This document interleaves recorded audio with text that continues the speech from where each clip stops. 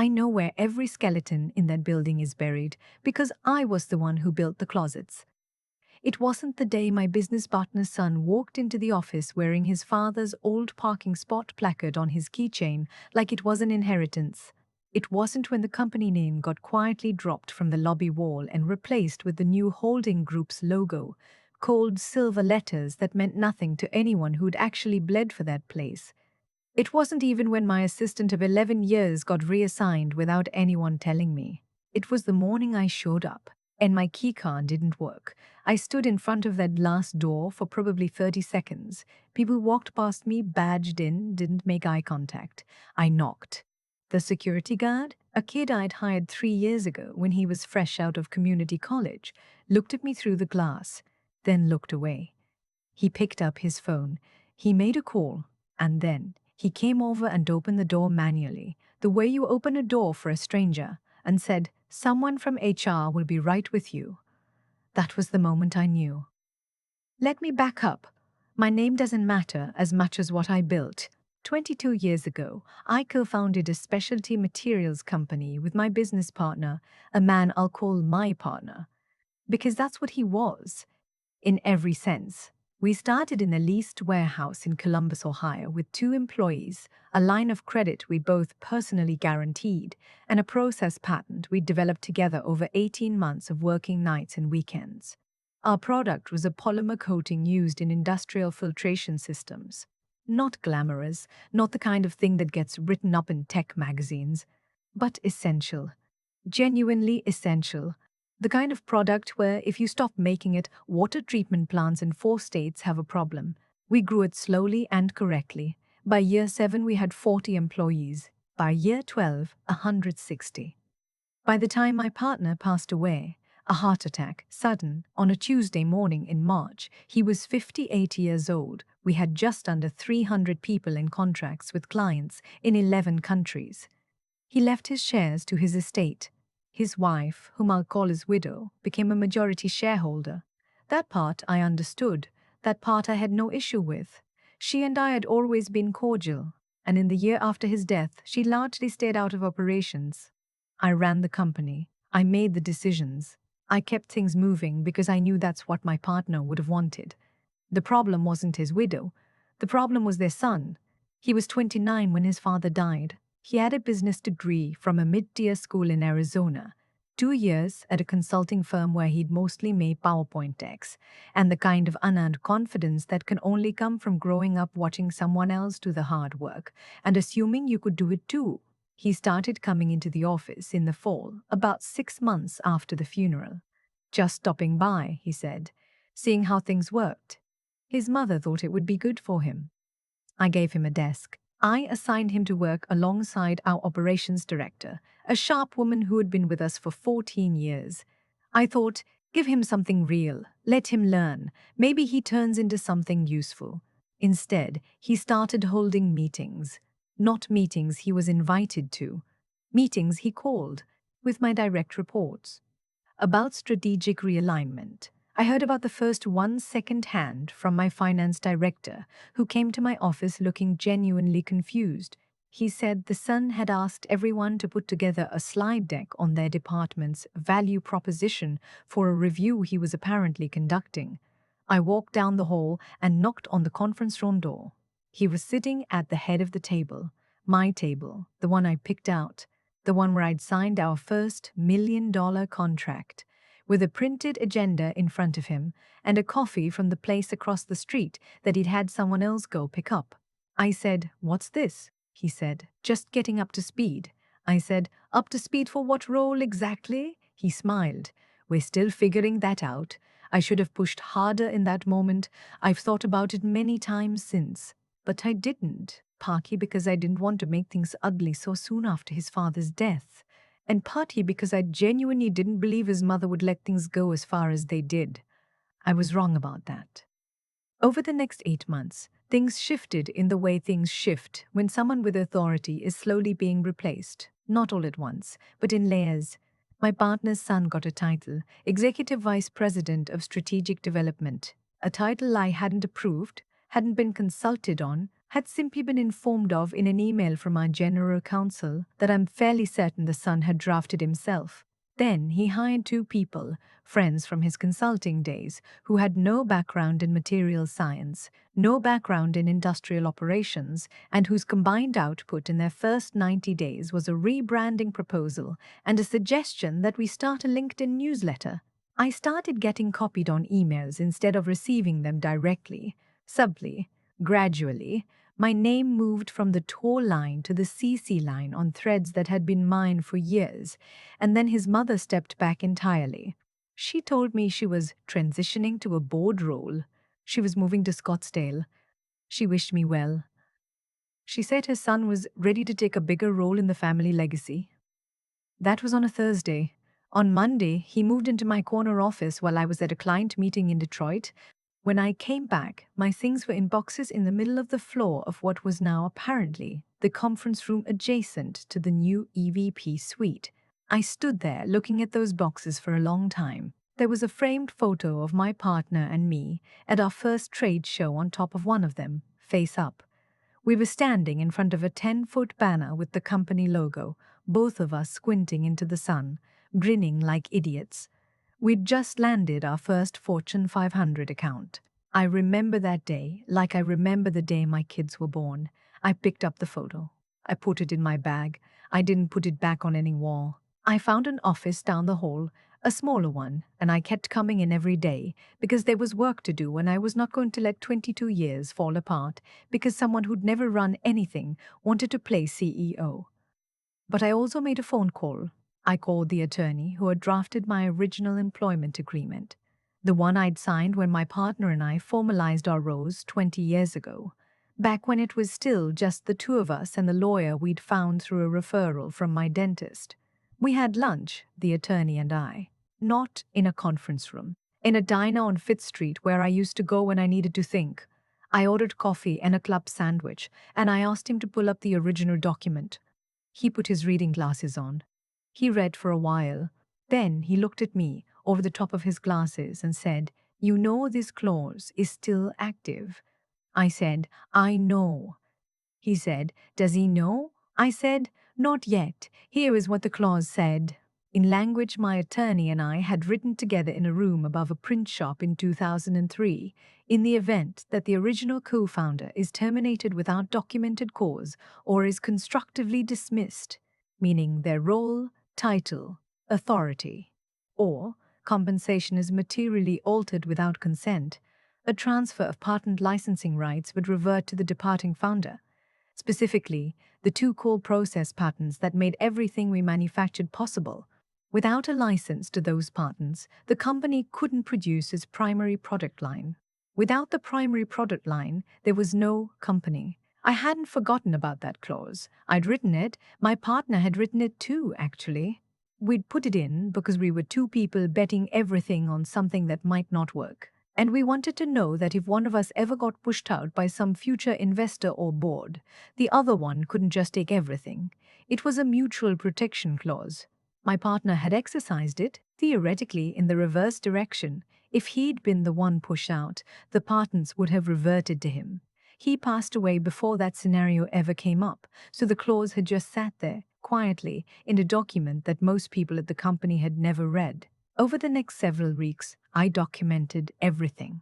Every meeting I hadn't been invited to, every email where I'd been demoted from 2 to CC, the reassignment of my assistant, the removal of my name from the company website's leadership page, my office being boxed up while I was out of state, a change to my expense approval authority that had been made without my knowledge, dropping my threshold from $200,000 to $10,000, a change that was, under the terms of my employment agreement, a material alteration of my authority. I put it all in a folder. Then I put the folder in my bag along with the photo of me and my partner at that trade show. The call came on a Wednesday. My assistant, my former assistant who had been reassigned to the Sun's new team and who I had always treated well and who I believe felt genuinely terrible about what happened next, called me and said I was being asked to come to a meeting with HR at 2 o'clock. I knew what it was. I wore the same blazer I'd worn to our first board meeting in 2008. I don't know why. It felt right. I walked down the hall and past the lobby where there used to be a photo of the founding team, and into the small conference room where HR meetings happen at companies that have figured out that firing people in small rooms with no windows is easier to contain. The HR director was there. She was someone who had been hired 18 months ago after the previous HR director, a woman who had been with us for 9 years, had quietly resigned. She had a folder in front of her. She had the careful, neutral expression of someone who has been trained to not let you see what they're actually thinking. The son was not in the room. Of course he wasn't. She slid the folder across the table. She talked about restructuring, about the company moving in a new direction, about my incredible contributions and how much they were valued. She used the word synergy once, and I actually had to look at the table so I wouldn't react. The package was generous on paper. 18 months of salary, COBRA for a year, a glowing letter of recommendation already written and signed, which told me everything about how long this had been planned. She pushed the NDA across the table. I let it sit there. Then I reached into my bag and I pulled out my folder. I set it on the table in front of me without opening it. I said, before I sign anything, I'd like to make sure everyone involved understands the structure of the IP agreements attached to my original employment contract. She looked at the folder. She looked at me. She said, I'm not sure what you mean. I said, the patent licensing rights for PCT 2004-0112 and PCT 2006-0887. The two core process patents. Under the constructive dismissal clause in my employment agreement, if I'm terminated without documented cause, or if my role has been materially altered without my written consent, which it has been, I have documentation of that here. The licensing rights revert to me personally, not to the company. To me. She said, I'd have to have our legal team review that. I said, you should absolutely do that. I'll wait. There was a pause that lasted about 15 seconds, but felt significantly longer. Then she picked up her phone. The meeting adjourned. I went back to my office, my small one, down the hall, and I sat at my desk, and I looked out the window at the parking lot and the strip of sky above the building across the street. It was gray outside. Ohio, in November. The kind of gray that isn't dramatic, just permanent. The legal review took 4 days. On the 5th day, the son came to my office personally. This was notable because in the previous 6 months, he had communicated with me primarily through calendar invites and forwarded emails. He knocked on the doorframe. He came in. He sat down across from me without asking if he could. He said, I'd like to discuss a path forward. I said, so would I. What followed was 3 weeks of negotiation that I will not detail entirely, but the summary is this. I did not take the severance package. I did not sign the NDA. I retained my title and my role, with clearly documented authority restored in writing. The 2 new hires from his consulting days were reassigned to non-operational roles. My former assistant came back to work with me. The company's leadership page was updated. The son kept his title. He kept his office, but a rider was added to the operating agreement that gave me written veto authority over any material change to the company's core patent portfolio, product lines, or personnel above the director level. He shook my hand when we signed. He didn't look at me while he did it. I don't need him to look at me. I need the company to function. It does. There's a specific kind of satisfaction in knowing that the thing protecting you was something you built yourself years before you needed it. My partner and I sat in a room above a print shop in 2003 and tried to imagine every way things could go wrong, and we wrote down what we'd do if they did. He's been gone 3 years now, but that afternoon in 2003 is still doing its job. I drove home that evening on the same highway I've driven for 2 decades. Past the same exits, the same water tower, the same stretch of flat Ohio farmland that most people find ugly and I've always found honest. I called my daughter from the car. I told her everything was fine. She asked if I was sure. I said, your grandfather used to say that the best contract is the one the other side doesn't know exists until they need to. She laughed and said that didn't sound like something a grandfather would say. I said, He was also a very good engineer. The sky that evening was doing something unusual, a long streak of orange along the horizon, fading up into a deep, cold blue. The kind of sky that doesn't ask for anything. It's just there. It was there when we started. It was there through everything. And it was there now. I put both hands on the wheel and I drove home. There's a moment when you're sitting across a table from someone holding a folder they think ends your story, where you have a choice about who you are. Not who you were, not who you're going to be, who you are right now in that room with that folder sitting between you.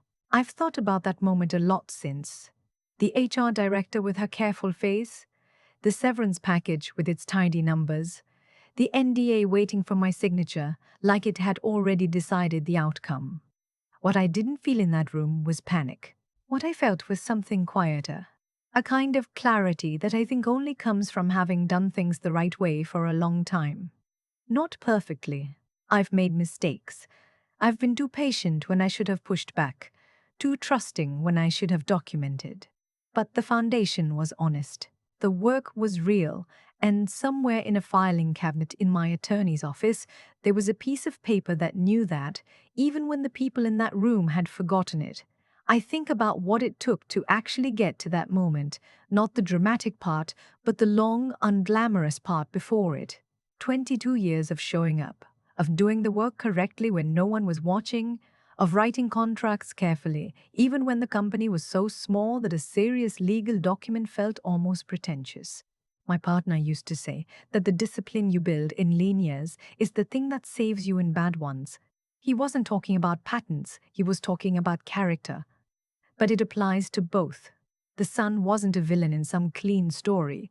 He was a young man who had inherited weight he didn't know how to carry and whose response to that uncertainty was to grab for control. I've seen it before. I understood it, even when it was happening to me. Understanding it didn't make it acceptable, but it kept me from making decisions out of anger, which is the only way I can explain how I walked into that meeting calm enough to say what I said. That calmness wasn't natural, it was built over years of hard situations where I had to figure out the difference between reacting and responding. There's a gap between those two things, and everything important happens in it. What I want anyone to take from this is not the patent clause, that's a detail. What I want you to take is the idea that the best protection you can build for yourself is not legal or financial, it's the kind of person you become over time, someone who does the work honestly, someone who thinks ahead, not out of paranoia, but out of genuine care for what they're building. Someone who, when the hard moment comes, doesn't need to scramble because they've already been living in a way that holds up. My partner and I sat in a room above a print shop and tried to write down every way things could go wrong. That was an act of honesty about the world, that good intentions don't protect you, that paper matters, that the people around you may not always be who you think they are. That kind of clear-eyed thinking isn't cynicism, it's the opposite. It's what lets you keep building anyway. I drove home that evening on the same highway I've taken for 2 decades. Same exits, same water tower, same flat Ohio sky, doing something unusual with the light. I thought about my partner. I thought about my daughter. I thought about the fact that the thing I'd built was still standing. That was enough. That has always been enough.